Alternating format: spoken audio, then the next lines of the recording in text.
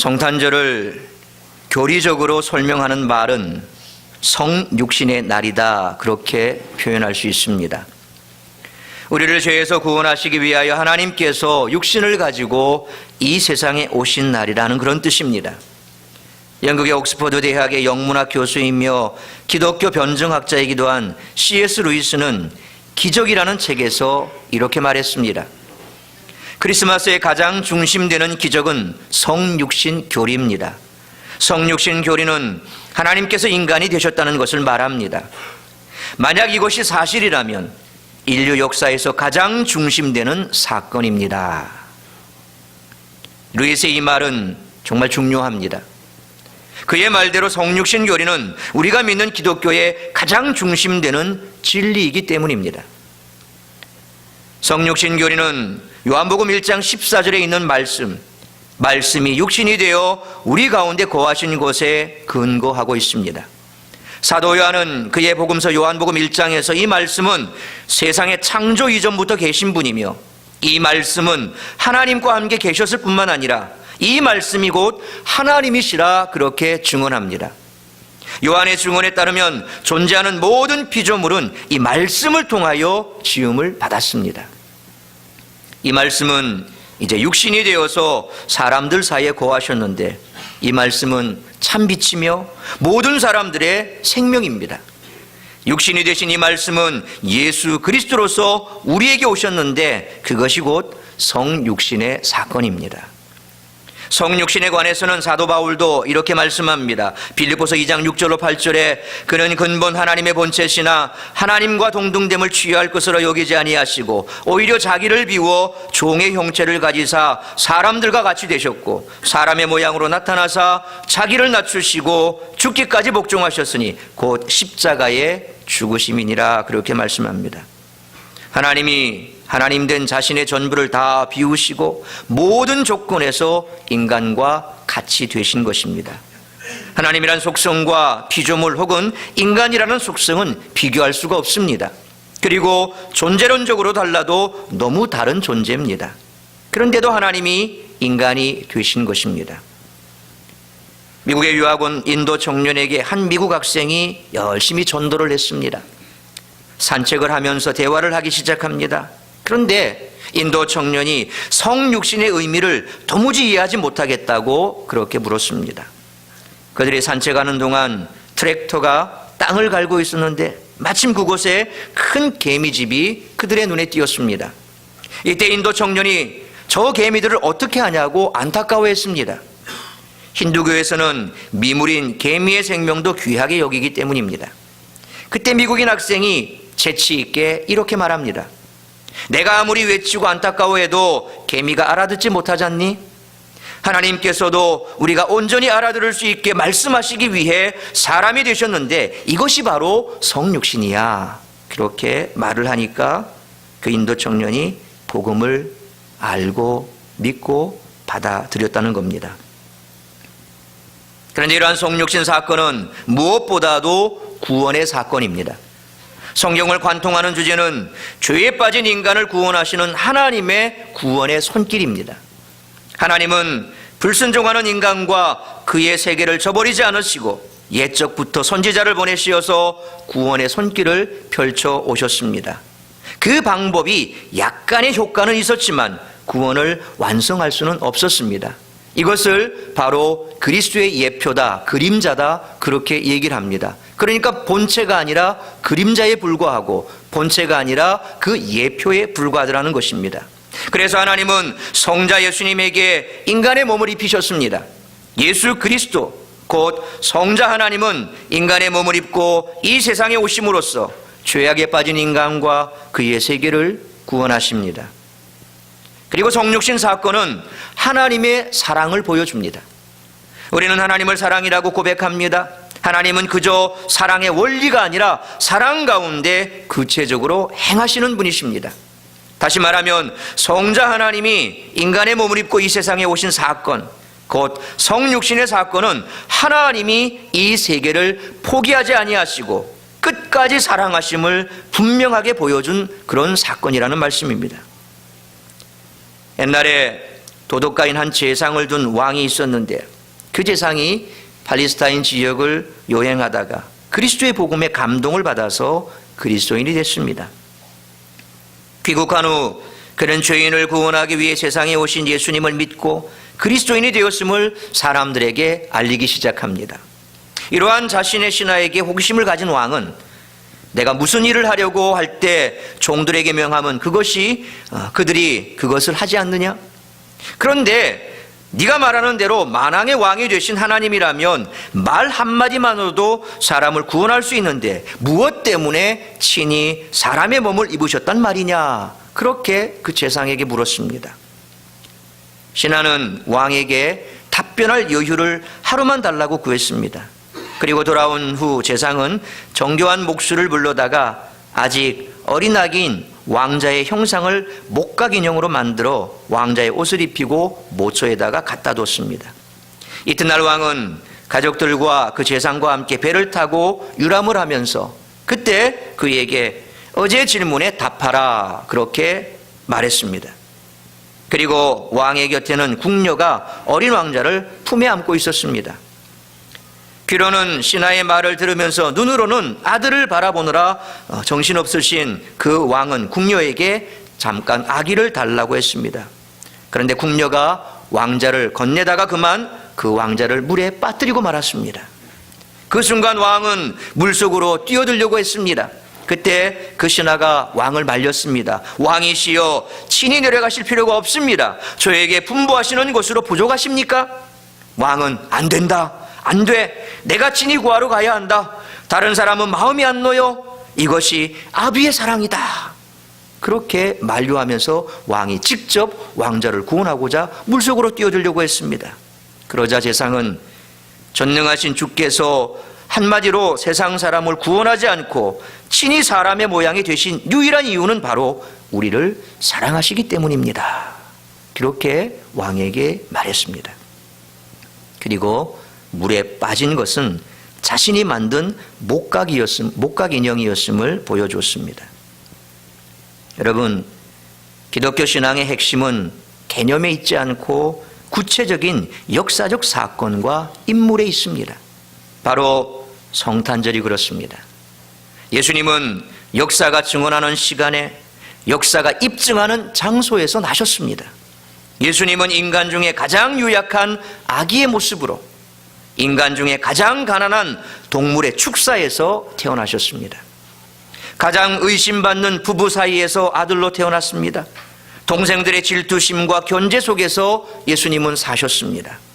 일찍 죽은 아버지 요셉을 대신해 30살까지 온 몸이 으스러지도록 일을 했습니다. 그리고 그는 독신이셨습니다. 인류 역사상 가장 불법적인 재판을 받았고 아주 억울한 누명을 썼으며 아주 짧은 시간에 최고의 고문을 받았고 가장 잔인한 사형에 처해졌습니다. 이것이 그의 성육신의 전부입니다. 그리고 그 이유는 사랑이었습니다. 동영상 함께 보시겠습니다.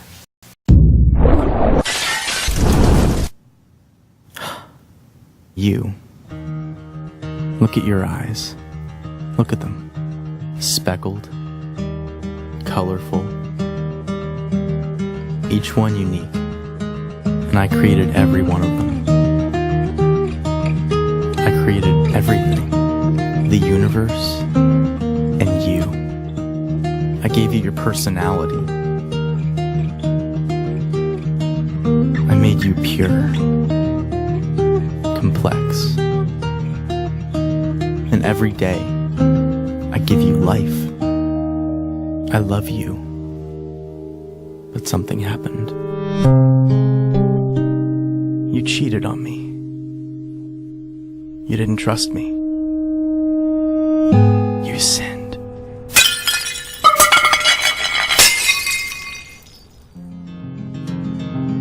You cut yourself off from me. And although you're still alive, you were slowly dying. So you looked for other things.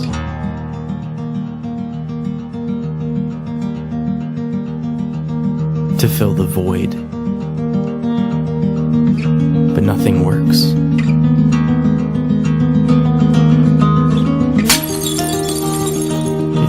faster.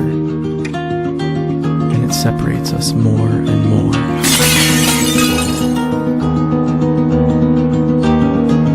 What are you searching for?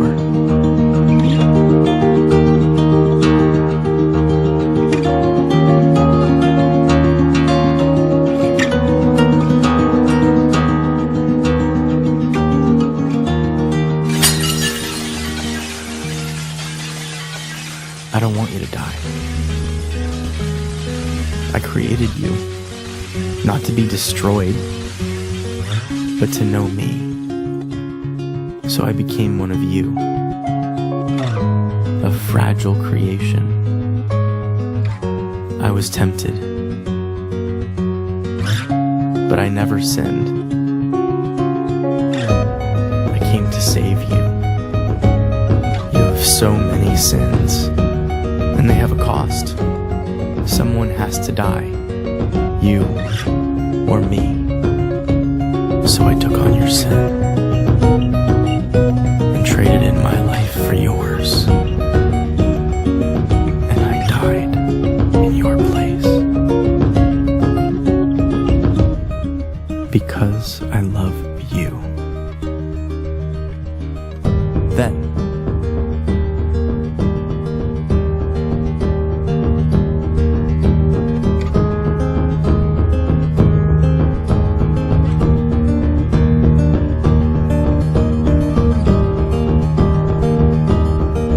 from the dead.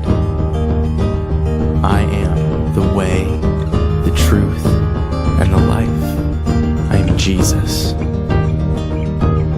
I'm not here to condemn you. I came to bring you back to life. Rely on me. I will forgive you and give you eternal life. I love you. And I did all of this to have a relationship with you.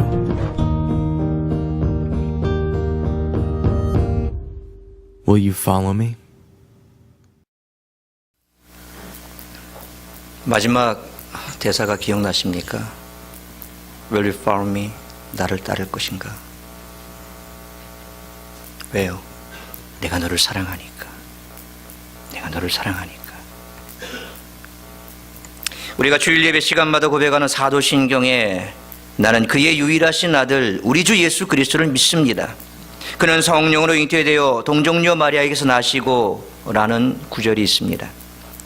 사도신경은 기독신자가 자신의 신앙 양심으로 믿는 사실들 가운데 가장 요긴한 것들만 모아놓은 신앙 고백서입니다. 그런데 그 사도신경에 예수 그리스도에 대한 신앙 고백으로서 제일 먼저 나오는 것이 바로 동정녀 탄생인 것을 보면 이것이 얼마나 확실한 역사적 사건이며 동시에 필수적 신앙인지는 두말할 필요가 없을 겁니다.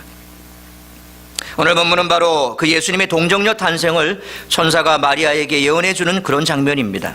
이것을 신학적으로 수태고지라 그렇게 말하는데 사실 성경에는 두 개의 수태고지가 있습니다. 마태복음서에 기록된 것으로서 요셉에게 주어진 수태고지와 누가복음에 나오는 마리아에게 주어진 수태고지가 있습니다. 그리고 예수님의 동정녀 탄생은 이 두 개의 수태고지에서 동일하게 그 핵심 주제입니다. 그렇다면 왜 예수님께서는 그처럼 처녀가 잉태하여 아들을 낳는 아주 특별한 방법으로 탄생하신 것이며 또한 모든 기독 신자들에게 중요한 신앙 고백의 내용이 된 것일까요? 아기 예수님의 탄생을 축하드리는 성탄절 주일에 오늘 본문의 말씀을 통해서 하나님께서 동정녀 탄생이라는 기적을 통해 구세주를 세상에 보내주신 그 깊은 뜻과 이유는 과연 무엇인지 우리는 그것을 알아야 됩니다. 첫째로 동정녀 탄생은 예수님의 지극히 거룩하신 신성을 증명해 준다는 겁니다. 우리 26절에서 33절까지 말씀, 26절에서 33절까지 말씀, 자, 고개를 들어주시고요. 예, 어저께 공연하느라 고생 많았습니다. 자, 26절에서 33절까지 우리 같이 한번 다시 읽도록 하겠습니다. 시작. 여섯째 달에 천사 가브리엘이 하나님의 보내심을 받아 갈릴리 나사렛이란 동네에 가서 다윗의 자손 요셉이라 하는 사람과 약혼한 처녀에게 이르니 그 처녀의 이름은 마리아라. 그에게 들어가 이르되 은혜를 받은 자여 평안할지어다. 주께서 너와 함께 하시도다 하니 처녀가 그 말을 듣고 놀라 이런 인사가 어찌함인가 생각하며 천사가 이르되 마리아여 무서워하지 말라. 내가 하나님께 은혜를 입었느니라. 보라 내가 잉태하여 아들을 낳으리니 그 이름을 예수라 하라. 그가 큰 자가 되고 지극히 높으신 이의 아들이라 일컬어질 것이요 주 하나님께서 그 조상 다윗의 왕위를 그에게 주시리니 영원히 야곱의 집을 왕으로 다스리실 것이며 그 나라가 무궁하리라. 아멘. 26절에 여섯째 달이란 바로 앞에 기록된 사건, 곧 엘리사벳이 세례 요한을 잉태한 지 6개월 후에 이 일이 일어났다 하는 것을 말씀해 줍니다. 그때 엘리사벳의 남편 사가랴에게 그 소식을 전해줬던 천사 가브리엘이 이번에는 갈릴리 나사렛에 살고 있던 마리아에게 나타났습니다.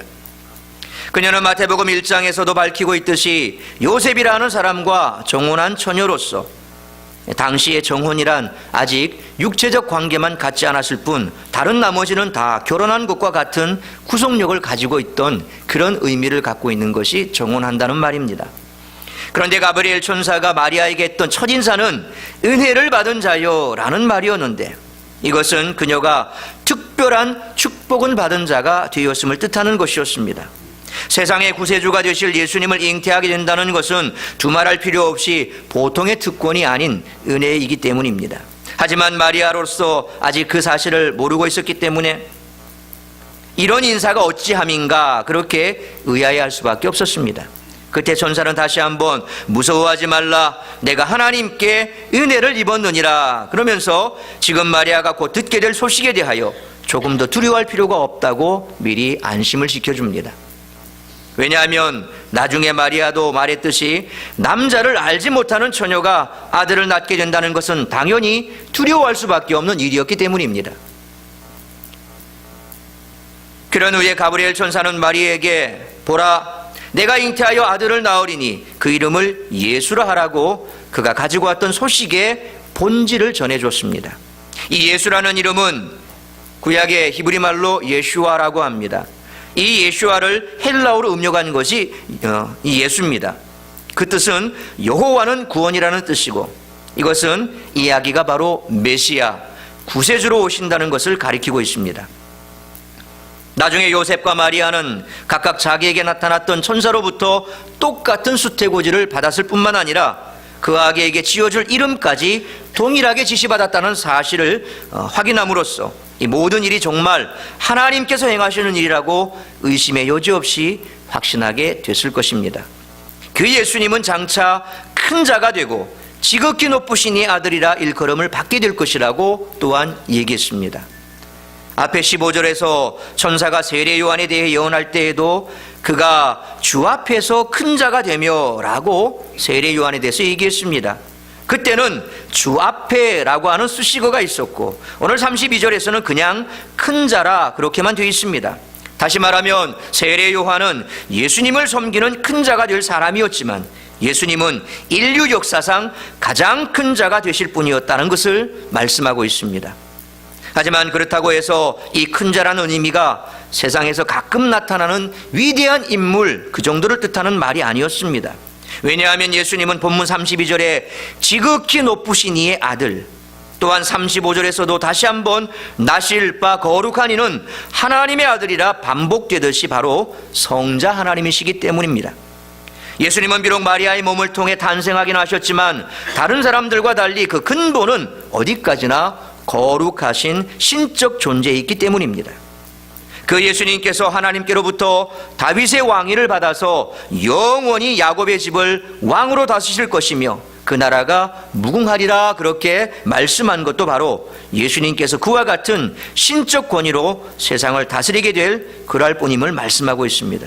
그것은 세속적인 다윗 왕조와는 달리 전 세계와 전 역사를 걸친 영원 무궁한 통치가 될 것이었기 때문에 그렇습니다. 이처럼 동정녀 탄생은 예수님의 본래 신분이 어떤 분인지를 명확하게 드러내주는 사건이었습니다. 예수님께서는 분명히 사람의 몸을 입고 태어나셨지만 결코 보통의 사람은 아니셨습니다. 뿐만 아니라 예수님은 그냥 사람들 중에 좀 더 훌륭한 위인이 아니시며 전 역사를 통해 손가락으로 꼽힐 만한 성인들 중 한 명 정도로 이해해서도 안 된다는 겁니다. 우리가 옛날에 배웠던 것처럼 세계 4대 성인 그러면 누굽니까? 배우분들이 얘기해 보세요. 자, 세계 4대 성인 시작. 학교 안 나오셨습니까? 다시 시작. 공자, 석가모니, 또 마호메, 또 예수. 예, 제대로 배우셨네. 맞습니까? 아멘입니까? 자, 청년들 고개 들어보세요. 아멘입니까? 예. 이 아멘 하신 분 다 주무시고 계셨어. 예, 유도신문에 넘어간 거야. 예수님은 세계 4대 성인 중에 한 분이십니까? 자, 공자, 석가, 예수, 마호멧. 학교에서 그렇게 배웠죠? 전부 학교를 안 나오셨나? 중퇴하셨어요? 그런데 공자, 석가, 예수, 마호멧, 이처럼 예수님은 4대 성인 중에 한 분이시죠. 맞습니까? 아멘입니까? 이제 정신이 드신 모양이네. 세상 사람들은 예수님을 좀 특별한 사람, 근데 그 특별한 사람 중에서 좀 더 특별한 사람, 그래서 그런 사람을 가리켜서 성인이라 그렇게 말하는데, 예수님 역시도 이 세상에 태어났던 그런 아주 특별한 사람 가운데 4사람을 딱 꼽을 때 그렇게 들어간다. 그렇게 예수님을 4대 성인 중에 하나다, 그렇게 얘기합니다. 그런데 예수님은 그런 분이 아닙니다. 예수님은 그 근본이 어디까지나 지극히 높으신 하나님의 아들이라고 말씀합니다. 그런 까닭에 비록 과육신, 뭡니까? 육신으로 변화돼서 오신 거예요. 비하, 이 땅에 인간의 몸을 입고 오신 낮은 존재가 되신 겁니다. 그렇지만 세상의 다른 그 어떤 위인과는 비교될 수 없는 가장 큰 자이면서 전 인류와 역사에 걸쳐 영원 무궁한 왕으로 오셨습니다. 하나님께서는 바로 이 사실을 우리에게 똑똑히 선포해 주기 위해서 처녀가 잉태하여 아들을 낳는 초자연적인 기적을 통해 당신의 독생자를 세상에 보내주신 것입니다. 그렇다면 왜 예수님은 그처럼 신성과 인성을 동시에 지니신 유일한 존재가 되셨을까요? 그것은 곧 거룩하신 하나님과 타락한 죄인 사이에 중보자가 되기 위한 필연적인 것이었습니다. 세상 모든 사람을 대신하는 대속제물이 되시기 위해서 스스로 사람이 되셔야만 했고, 그와 동시에 본래 하나님이신 까닭에 무흠한, 곧 죄가 없는 희생제물이 되실 수가 있었습니다. 다시 말해서 하나님께서는 이 동정녀 탄생으로부터 이미 예수께서 세상에 오신 목적이 무엇인지를 뚜렷이 보여주고 계신다는 것입니다. 예수님은 비록 마리아의 몸을 통해 인간의 몸으로 오셨지만 이 동정녀 탄생을 통해 원래의 그 거룩하신 신성을 동시에 가지고 태어나심으로써 죄인을 위한 참 구세주가 되셨다는 사실을 확실히 깨닫고 고백하는 성도들이 다 되시기를 주의 이름으로 축원합니다. 두 번째로 동정녀 탄생은 예수님의 성육신이 하나님의 전능의 역사임을 확증해 준다는 것입니다. 우리 34절에서 38절까지 말씀도 같이 한번 읽어보겠습니다. 뒤에 저기 히터 좀 꺼주시겠습니까? 네. 우리 34절에서 38절까지 말씀 같이 읽습니다. 시작. 마리아가 천사에게 말하되 나는 남자를 알지 못하니 어찌 이 일이 있으리이까? 천사가 대답하여 이르되 성령이 내게 임하시고 지극히 높으신 이의 능력이 너를 덮으시리니 이러므로 나실 바 거룩한 이는 하나님의 아들이라 일컬어지리라. 보라 내 친족 엘리사벳도 늙어서 아들을 배웠느니라. 본래 임신하지 못한다고 알려진 이가 이미 6달이 되었나니 대저 하나님의 모든 말씀은 능하지 못하심이 없느니라. 마리아가 이르되 주의 여종이오니 말씀대로 내게 이루어지이다 하매 천사가 떠나가니라. 아멘. 천사의 말을 들은 마리아가 나는 남자를 알지 못하니 라고 말한 것은 남자와 동침하지 못했다, 동침한 적이 없다, 그런 뜻입니다. 그러니까 그런 처녀가 아들을 낳는다는 것은 상식적으로 있을 수도 없는 일이었고, 그래서 마리아는 어찌 이 일이 있으리까 라고 천사에게 반문했던 것입니다.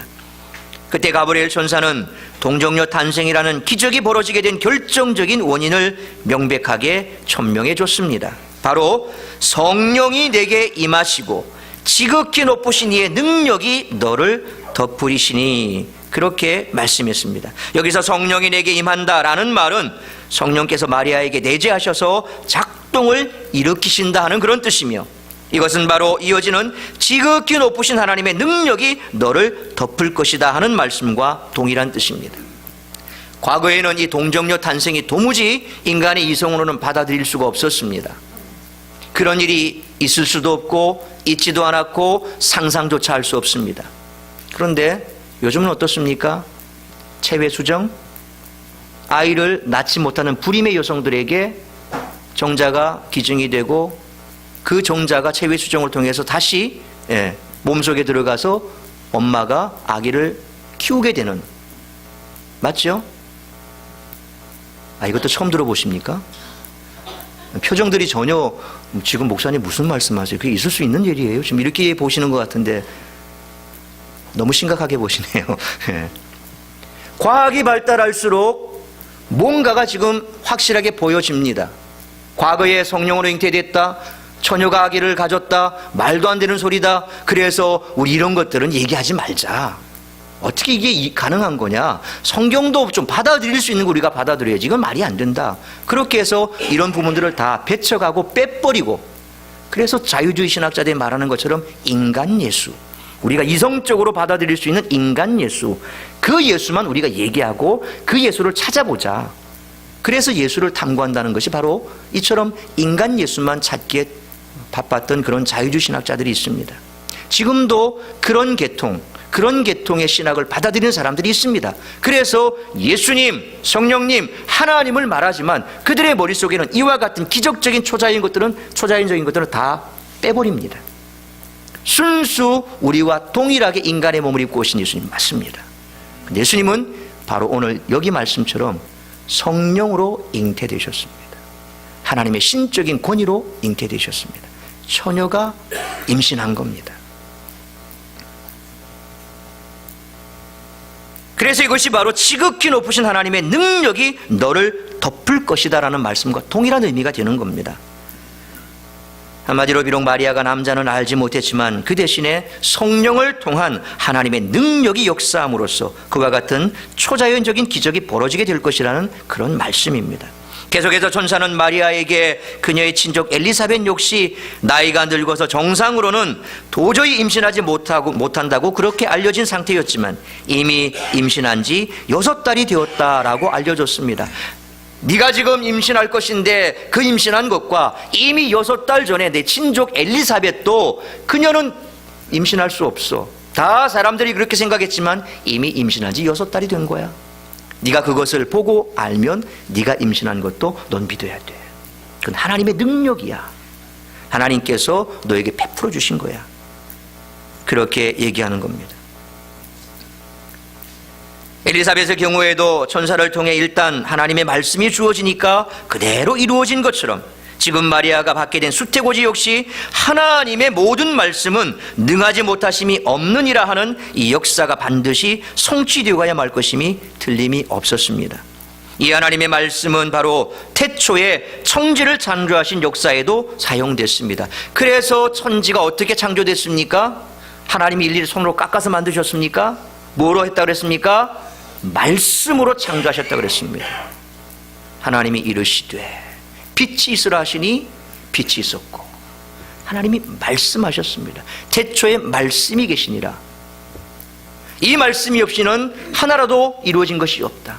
예수 그리스도께서 말씀으로 천지를 창조하신 그 창조 사역에 하나님이시라는 사실을 말씀하는 겁니다. 이 말씀 그대로 된 겁니다. 온 천하 만물이 오직 하나님이 이르시되라는 말씀이 그대로 되니라, 그런 결과를 통해 나타냈던 것입니다. 하나님이 행하신 가장 큰 두 가지 사역이 뭡니까? 창조 사역과 구원 사역입니다. 그것들을 성취하시는 방법에 있어서도 똑같습니다. 말씀이 사용된 것입니다. 이 말씀이 사용된 것은 지극히 당연하면서도 아주 합리적인 일이었습니다. 그리고 마리아는 천사의 그 말을 듣고 주의 여종이오니 말씀대로 내게 이루어지이다라고 고백하게 됐습니다. 여기서 마리아가 자신을 가리켜 주의 여종이라 한 것은 그녀가 자신의 생명의 주인이신 하나님께서 말씀하시는 모든 것에 대하여 절대적으로 순종해야만 할 위치에 있다는 것을 겸손하게 자신이 표현한 것입니다. 사실 마리아는 당시 유대 사회에서 처녀가 결혼하기도 전에 임신해 아기를 낳는다는 것은 돌에 맞아 죽을 수 있는 위험한 일이라는 사실을 잘 알고 있었습니다. 또 아직은 요셉에게도 같은 수태고지가 전해졌다는 사실, 그것도 모르는 상태였기 때문에 그로부터 파혼을 당하게 될 두려움 또한 분명히 그녀에게는 있었습니다. 그럼에도 불구하고 마리아는 이 모든 일이 오직 하나님의 말씀대로 이루어지는 것이라고 깨우쳐주는 천사의 말을 듣고서 그대로 다 받아들이고 따르겠다고 고백했던 것입니다. 이처럼 동정녀 탄생은 예수님의 성육신이 전적으로 성부 하나님의 전능을 통해 이루어진 사건임을 또한 명백하게 선포해 줍니다. 예수님의 탄생은 결코 우연이 아니었습니다. 이것은 하나님께서 에덴 동산에서 장차 여자의 후손을 보내주겠다고 이 약속해 주신 말씀 그대로 성취된 필연적인 결과였습니다. 창세기 3장 15절을 보십시오. 여인을 후손을 통해서 이 땅에 우리에게 구원의 길을 열어주시겠다고 분명히 말씀하셨습니다. 그 말씀 그대로 다윗의 혈통을 통해서 예수님께서 바로 베들레헴에서 말구에 태어나신 겁니다. 예수님의 탄생은 역사상 드물기는 하지만 가끔 있을 수도 있는 그런 사건이 아니었습니다. 이것은 오직 전지전능하신 절대 주권자께서만 행할 수 있는 사상 최고의, 그러면서도 유일무이한 특별한 사건이었습니다. 무에서 유의 천지를 창조하신 하나님이시라면 동정녀 탄생 정도의 기적은 그야말로 간단한 일이 아니겠습니까? 앞서 말씀드린 대로 오늘날 인간도 아이를 낳지 못하는 여인에게 아이를 탄생시킵니다. 쌍둥이도 낳게 합니다. 인간의 능력입니다. 인간을 창조하신 하나님은, 이 우주 만물을 창조하신 하나님은 왜 그 일을 못하실까요? 왜 그것은 안 된다고 생각합니까? 인간의 교만이지요. 그러나 오늘 마리아는 말씀 그대로 내게 이루어지기를 원합니다라고 고백했습니다. 당신이 한번 말씀하신 일은 능히 이루고야 마시는 절대 주권자시라면 이미 구약에서부터 주께서 친히 징조를 너희에게 주실 것이라. 보라, 처녀가 잉태하여 아들을 낳을 것이요 그의 이름을 임마누엘이라 하리라. 이사야 7장 14절에 이 예언의 말씀이 성취된 것 당연한 일이 아니겠습니까? 성경은 앞과 뒤가 똑같습니다. 구약과 신약이 다 똑같습니다. 오실 예수 그리스도에 대한 구약의 예언은 그대로 신약에 이루어졌습니다. 예수님 오시기 1000년 전에 다윗은 그의 입술을 통해서 고난받으실 예수님에 대해서 상세하게 예언한 그대로 예수님은 고난을 받으셨고, 시편에서 말씀하시는 것처럼 그렇게 고난을 받으셨습니다. 또한 이사야의 말씀처럼 예수님은 이사야 53장 말씀처럼 그처럼 우리에게 고난받는, 고통받는 그런 종으로 오셔서 우리의 고통을 다 대신하셨습니다. 뿐만 아니라 예수님의 나심도 그대로 이사야는 우리에게 말씀해 주고 있습니다. 시대는 다릅니다. 사람은 다릅니다. 그러나 하나님의 성령에 감동받은 사람이 오실 예수님에 대해서 정확하게 어디에서 누구를 통해서 어떻게 오실 것인가 우리에게 말씀해 주고 있습니다. 성경이 그렇게 정확하게 말씀해 준 것, 그것이 어떻게 가능합니까? 하나님의 신적인 능력. 그래서 창세기 3장 15절에 이미 나와 있는 여인의 후손을 통해서 우리의 구원의 길을 열어주셨던 하나님께서는 인간의 역사 속에서 계속해서 그 구원의 역사를 이루어가고 계셨다라고 하는 사실을 우리는 보게 됩니다. 하나님의 능력이 어찌 예수님이 이 땅 가운데 인간의 몸을 입고 오실 것, 특별히 처녀의 몸을 통해서 입고 오실 것에 대해서 왜 능히 하지 못하시겠습니까? 왜 그 일이 이루어지지 않겠습니까? 조작된 겁니까? 태초에 전능하사 천지를 창조하신 하나님께서 또한 당신께서 예정해 놓으신 이 구속의 때가 찼을 때에 그 외아들 우리 주 예수 그리스도를 마리아의 몸에 성령을 통해 잉태시켜 주심으로써 죄인을 위한 최고의 역사를 베풀어 주셨다는 사실을 굳게 믿고 뜨겁게 감사드리는 우리 모두가 될 수 있기를 바랍니다. 중세 유명한 화가들이 그린 그림 가운데 보면 소위 성모자화라고 하는 것이 있습니다. 성모자화. 여러분들이 외국을 나가보면 큰 성당이나 이런 데 가보면 항상 캐톨릭이 있는 성당에 들어가면 빠짐없이 스테인드 글라스에 나와 있는 그림 가운데 하나가 보면 성모자화라는 그림입니다. 마리아가 누굴 안고 있습니까? 아기 예수님을 안고 있습니다. 아주 전나라의 민몸으로, 나체로 그렇게 예수님을 딱 안고 있습니다. 그런데 그 그림을 보면 예수님 뒤에 뭐가 있습니까? 후광이 있죠. 마리아 뒤에도 후광이 있습니다. 그래서 예수님을 안고 있는 마리아 뒤에 후광이 있다는 것은, 예수님과 똑같은 후광이 있다는 것은 뭡니까? 마리아도 예수님과 똑같은 신성을 가지고 있다는 것을 그들은 그렇게 표현하고 있습니다. 성모로서의 신성을 입게 됐다. 예수님을 잉태한 여인으로서 예수님을 탄생시킨 여인이 성모로서 소위 신성을 입게 됐다는 것을 바로 예수님 뒤에 후광으로 나타냅니다. 그래서 천주교에서는 심지어 마리아의 무흠수태, 다시 말하면 죄 없이 예수님을 잉태했다. 마리아는 죄 없이 예수님을 잉태했다. 무흠수태, 그렇게까지 주장하고 있습니다. 그러니까 비록 예수님께서 마리아라는 사람의 몸을 통해 태어나셨지만 그 마리아부터 죄와 상관없는 100% 순결한 상태였기 때문에 예수님 역시 무음하신 사람으로 태어나시게 됐다라고 그렇게 그들은 주장합니다. 맞습니까?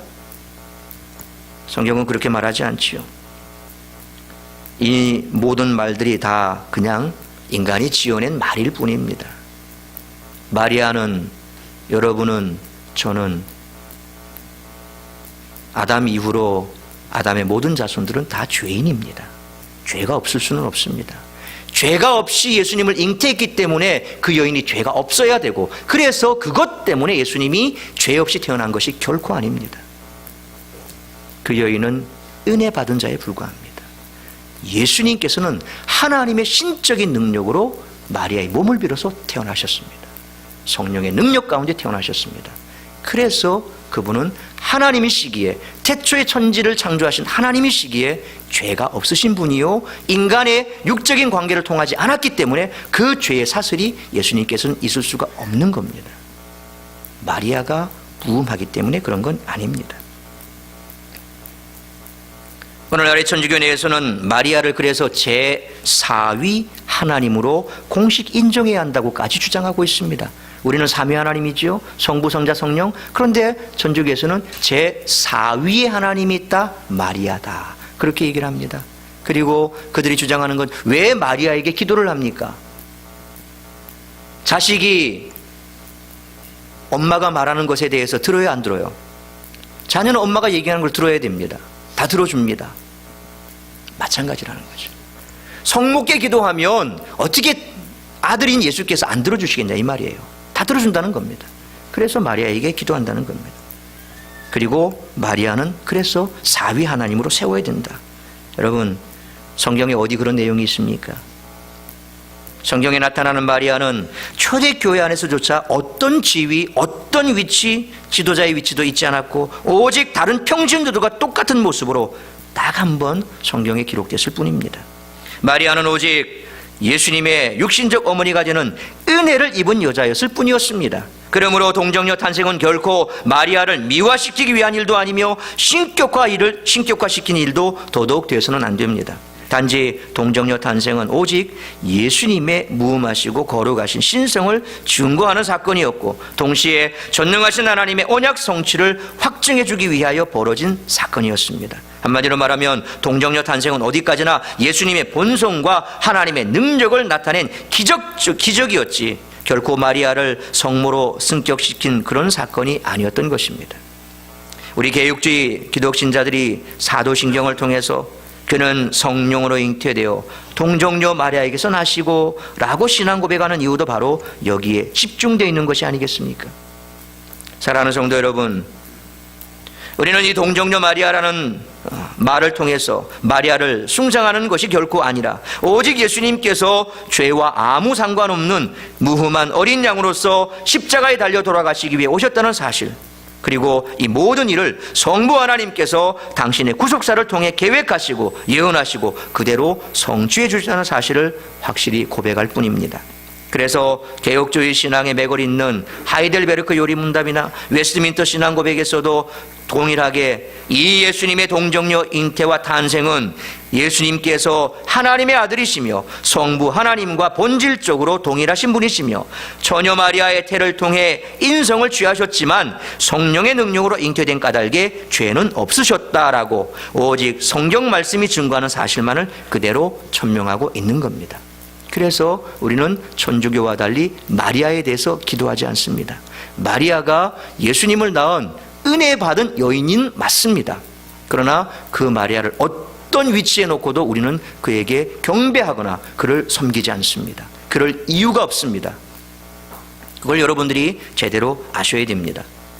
이처럼 성경과 초대교회 신자들과 교부들과 종교개혁자 선배들이 일사불란하게 증거하고 고백하는 그대로 우리 예수님께서는 원래 근본 하나님의 본체셨습니다. 그러나 동정녀 마리아를 통해 우리와 같은 모양으로 혈과 육을 함께 지니심으로써 진정 참신과 참 사람이신 구세주로 탄생하셨음을 우리는 굳게 믿어야 할 것입니다. 그래서 이와 같이 예수님께서 이 땅 가운데 인간의 몸을 입고 오신 성육신의 진정한 의미는 바로 우리를 위해서 이 땅에 오신 예수님께서 참 사람으로 그리고 또한 성령의 능력으로 하나님의 전적인 권능으로 인간의 몸을 입고 오셨기 때문에 신성을 가지신 인성과 신성을 가지심으로 말미암아 우리의 죄를 대속해서 참 제물이 되실 수 있는 자격을 갖추었기에 예수 그리스도를 통해서 우리의 죄 사함을 받고 그래서 예수님을 통해서 우리는 구원받은 자로 이 땅 가운데 주님이 약속하신 그 모든 약속들이 다 이루어질 것을 또한 믿으며 그분을 따라가는 겁니다.